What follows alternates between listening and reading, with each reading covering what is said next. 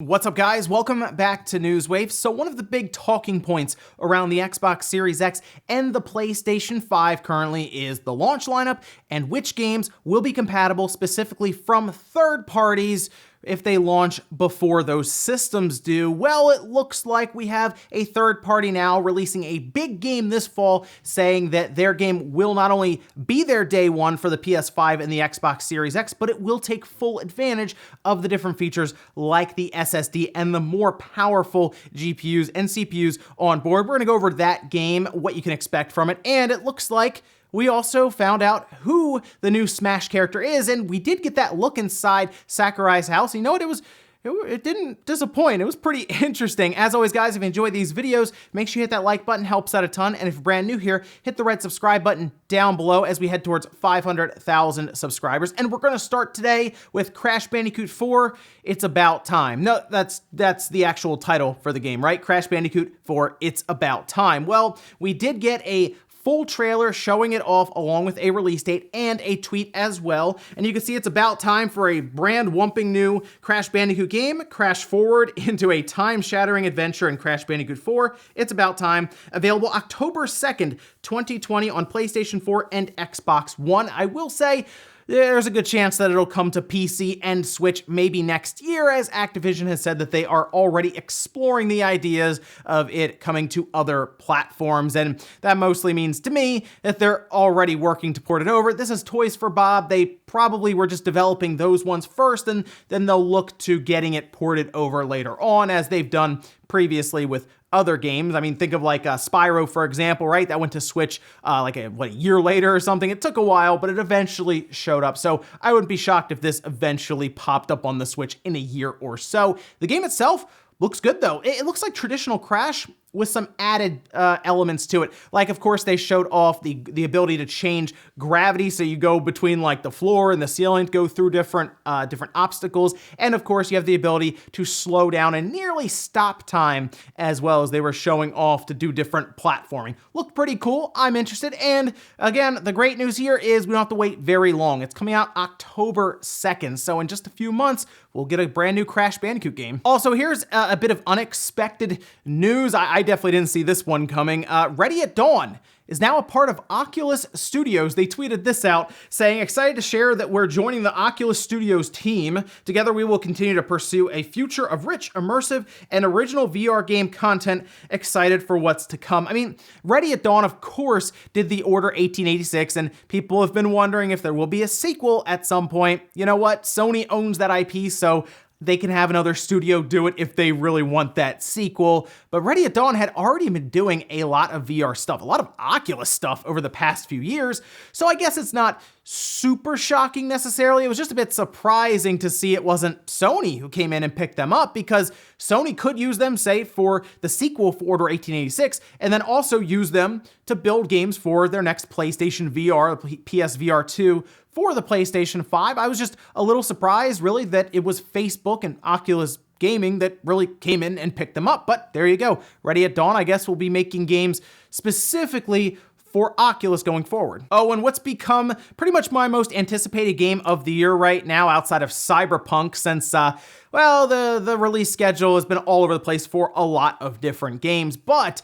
Ghost of Tsushima has gone gold. They went ahead and tweeted this out here with a nice big picture of all the different developers and everything, and July 17th, it needs to get here, because I would like to play this game, and oh yeah, I'll pick up Paper Mario, of course, along with it, but Ghost is like my go-to right now that day when it comes out. I want to check this game out. It's looked really good in what they've shown, of course, becoming the Ghost, if you need to do, we'll say, Tenchu-style combat sneaking in, or if you got to go full Way of the Samurai on them in the beginning, right at the front door, you can do that as well. I'm looking forward to exploring the world. It seems like it's going to be really large, and it looks great. So I'm happy to see that it's gone gold. They got the full ESRB rating. We're pretty much on track. July 17th, looking forward to it. And guys, with some of the quick news out of the way, let's get into the bigger stuff. We're gonna start right away with Marvel's Avengers from Square Enix. We've seen this, of course, at E3. It looked a little shaky. They ended up delaying it a bit. It's coming out September 4th, though. It was originally supposed to come out in May. We were already supposed to have had this game and been playing it.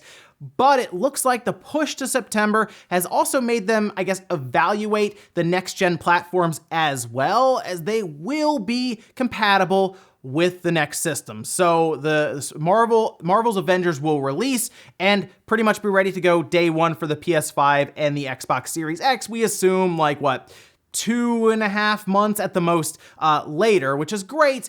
And they say that they will be taking advantage of some of the different features. This was straight from the press release that they did send out, and it says, featuring extremely fast load times, boosted resolution and fidelity, improved texturing and armor destruction, ray tracing, and more. Marvel's Avengers will look and play great on next-gen systems. The PlayStation 5 experience will be seamless and dynamic, fully utilizing the ultra-high-speed SSD, the PS5 DualSense, advanced haptics, and immersive spatial audio. To fully customize their visual experience, PS5 will also provide players with their choice of enhanced graphics mode or high frame rate mode. We'll have more details to share on Xbox Series X, Stadia, and PC specific features at a later time. That almost makes me wonder if Microsoft, during their July event, for example, will be talking a bit about the system, maybe that controller a little more. I mean, the fact that they didn't really talk too much about even a frame rate mode and I guess a graphics mode on Xbox Series X was kind of odd, but they did talk about it on the PlayStation 5, and it looks like, for example, the frame rate mode will be 4K dynamic at 60 frames per second. So I assume if they go the enhanced graphics route, it'll just be 4K 30, like 4K locked at 30 frames, and maybe some extra features as well on top of that, ray tracing, for example. But this is good. They also talk about there being cross-gen crossplay. Now, they divide these two systems up. So they're not just like, oh, everyone just plays with everyone. At least that's not how it was worded here. It was worded, oh, PlayStation 4 systems can also play with the PlayStation 5 system, and then the Xbox One systems can play with the Xbox Series X. So they still kind of had them divided, it seems, with Sony over here and Microsoft over here, but still cross-gen, cross-play support is better than nothing, right? I also like that they will be taking advantage of the SSD, as they say, pretty much no load times, or very, very minimal load times, to where these load screens that I'm sure we'll see for quite a while on the PlayStation 4 and the Xbox One will be barely existing on the next-gen platforms. That's what I like to hear. You get into the game very quickly. It's much better than having to sit there and just wait for a bar to fill up for what can be up to 1.5 minutes in some games. So great stuff there. Glad to see that Square will be ready with this game, by the way, as soon as the PlayStation 5 and the Xbox Series X launch. Specifically, I guess the PlayStation 5, because that message has been a little strange and it's been up to third parties. I'm just glad that Square isn't making people who want this game like right away in September not have to buy it again when the PlayStation 5 releases. So good news there. They will also have a stream on the 24th, so just tomorrow, showing off the game a bit further. So I am not completely sold on this game, but I am willing to see a bit more because, of course, it's the Avengers, and that should be fun.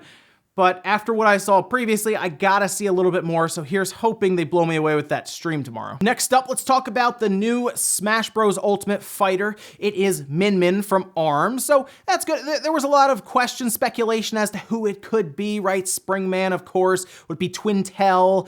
Nope, turns out it's Min Min, so there we go. Pretty straightforward, I guess, on that one. But we're also getting a new stage, new music, all part of the DLC, so if you already have the Fighter's Pass, you just gotta look forward to June 29th when Min Min will become available. And there was a few other things that were unveiled at Sakurai's house. Yeah, it was a pretty good presentation for, if you think about this. Sakurai right in the beginning says, Nintendo sent me camera equipment and I set it up. Even showed a picture of the package of it showing up. Sakurai's very straightforward about this kind of stuff, right? So he said originally, we maybe weren't gonna have this presentation, it might have just been a trailer, but I got this camera equipment, I set it up, everything looks good. So here we go. Even showed an image of his setup, which, gotta say, 2 TVs in the living room side by side.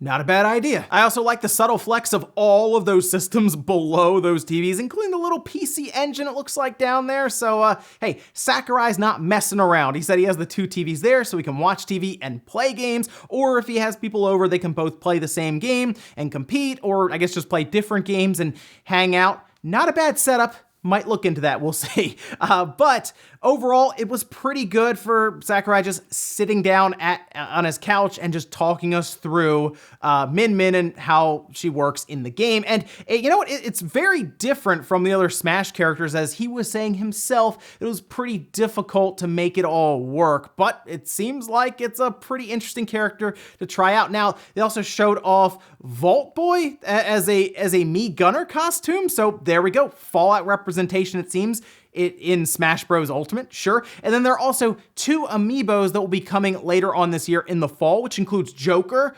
That's pretty awesome. I will say that. Having Joker as an amiibo that you can buy for the Switch, that's pretty neat. And then there is Luminary the Hero from Dragon Quest XI, of course, as that was also revealed. So those are the first 2, I guess, DLC characters.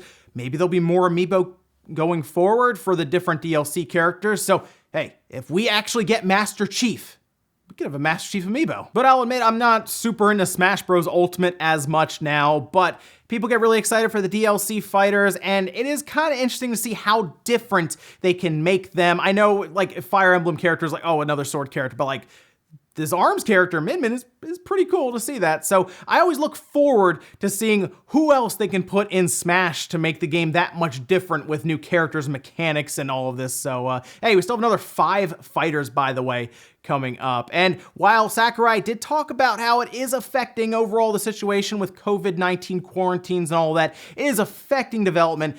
They're still trying to be on track with it, and I'll give them credit there because he mentioned that was filmed May 2nd, and we were just seeing it yesterday. So, yeah, the things, of course, are taking a bit longer, but they're still making it work, even if he has to film it from his own couch. Next up, let's talk about EA and the Nintendo Switch. Of course, at EA Play, we had heard that there were going to be 7 different games from EA for the Switch, and we already know about 4 of them, so like the other 3 was kind of up in the air, although we had heard a lot of rumors like a while ago about different games, which includes Plants vs. Zombies, but Jeff Grubb did a write-up over on VentureBeat, and I thought we'd go over it so you kind of know what to expect, because I'll admit some of this is less rumor now and more like we're just waiting for them to announce it because it's stuff that I've heard of as well. So let's go to the list here, specifically the last 3 that tell us what those final 3 of that 7 are, and that includes one from VLAN Studios, which who knows what that would be, because that's an EA Originals. They had signed them on, I believe, a little over a year ago, so that could be anything with EA Originals. But then the other one is Need for Speed Hot Pursuit. That's going to be a remaster, apparently, of the 2010 game. And then Plants vs. Zombies Battle for Neighborville. Now, Need for Speed Hot Pursuit Remaster is going to be interesting to see in the first place, although I don't know if it's going to be a massive undertaking for EA, but at least it's one that the Switch won't be left out of, much like what happened with Burnout, which just released at $50, and wow, that sure was something. And it's a shame because the port is actually good. It's just like it's $50, whereas every other version is like $10, $15, $5 in some cases. It's just $50 for that seems like a bit of a stretch now for Burnout, but still, it is there, and it's a good port at least, which gives me hope for Need for Speed Hot Pursuit Remastered. I don't know if Hot Pursuit from 2010 was one that everyone was like really hoping for, but there you go. I guess we'll see a remaster for that one. It'll be interesting to see it, of course, show up on the Switch because there is no Need for Speed yet on the Switch. That is, by the way, rumored to be releasing later on this year, so I assume it might be part of Summer Games Fest. We'll see about that one. And then Plants vs. Zombies. The thing that gets me is that there's no Sims like on this list at all. I don't get EA. That seems easy. Like, you drop the Sims on there with how well Animal Crossing is doing, and you have some crossover there with that audience. It's like, seems like easy money to me, but what do I know, right? And that's not to say that EA won't eventually bring the Sims over. It's just strange that wasn't like something they were jumping to immediately, but maybe the port takes a bit longer, and maybe they are spending time doing it, or just maybe they'll never do it, and we'll just say, yep, that's EA. And in our last bit of news, let's talk about a game that just won't go away, and it still impresses me really how serious the fan base is, and that's for Smash Bros. Melee. I mean, this is a game that I got back on the GameCube, what was that, 2001? It's been a long time, but people still play that super competitively. They really like it, and that's why it's so amazing, by the way, but this is on the GameCube, to see that now there is online matchmaking and rollback netcode for this game. like, that's super impressive, and it was really cool to see this. There was a video, as you can see here, put out. This was by Micro Melee, who put out this whole thing for how to set up Slippy online. Now, this is through Dolphin, so you will have to emulate the game, of course, to play, but because of the rollback netcode that they have implemented here, it will allow people from all over the US, for example, to play against each other with minimal lag, all right? So rather than everything kind of slowing down on screen, it's a much better way to keep the action flowing and have kind of predictive inputs happen kind of on the fly. It just overall makes the experience way better. And what's odd is it hasn't been implemented in any official Smash titles from Nintendo. Like, this is a first, it seems, for just the overall franchise, and it's being done by fans and done very, very well. So hats off to them. This is really cool. And the whole matchmaking thing is amazing. Like, it is super cool to see that now in 2020. Smash Melee is still super popular to the point where people are figuring out how to create their own online communities with great netcode and a full matchmaking system. So there you go. There is a full guide online at their website. If you check out the video I linked down below in the sources, you can follow through with it and they show you how to do everything. But how neat is that? Smash Bros. Melee, a game, like I said, I got back on the GameCube way back in the day, early 2000s, and here we are now with rollback netcode online and full matchmaking. Pretty cool. And we'll finish up with the comment of the day, as you're seeing here. This is from Fake Email saying, just give me Batman Beyond. You know what? I gotta say, I'm shocked. I cannot believe there has not been a new Batman Beyond game since it was on like the PlayStation 1. Yeah, that's strange. We've had like some teases towards it and like costumes in different games for DLC and all this. I mean, like a full-on Batman Beyond video game. Rocksteady, that would be amazing if they actually took the helm on that and made a Batman Beyond game for the PlayStation 5, the Xbox Series X, maybe whatever Nintendo's next system is, any of that, like next-gen hardware.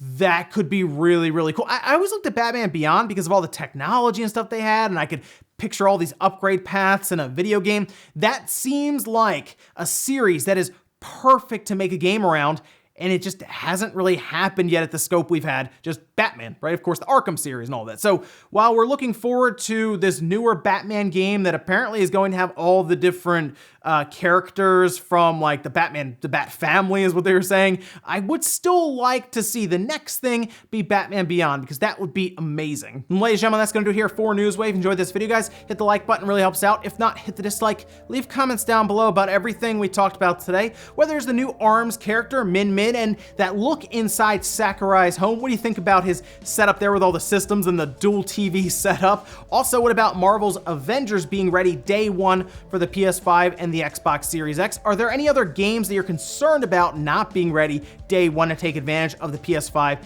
and the Xbox Series X features? And then EA, we pretty much at this point know all of the games from EA coming to the Switch, but is there any other game that you would like to see them put there? I guess maybe outside of The Sims 4. Thanks guys for watching, and I'll see you next time.